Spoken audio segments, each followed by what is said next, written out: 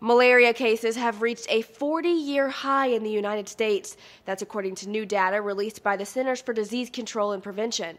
The CDC's latest information is from 2011, and it shows just a little more than 1,900 Americans contracted the mosquito-borne illness that year.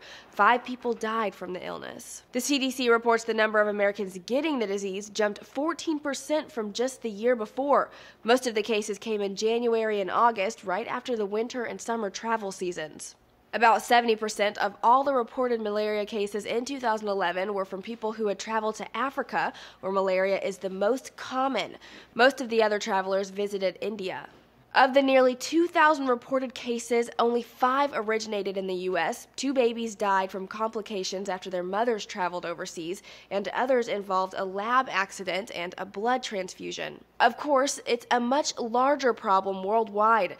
There were more than 600,000 malaria deaths worldwide in 2010, and more than 200 million people overall were infected. Live Science reports malaria is preventable. Some of the most effective measures are wearing insect repellent, wearing protective clothing, and, most importantly, taking anti-malaria drugs before traveling.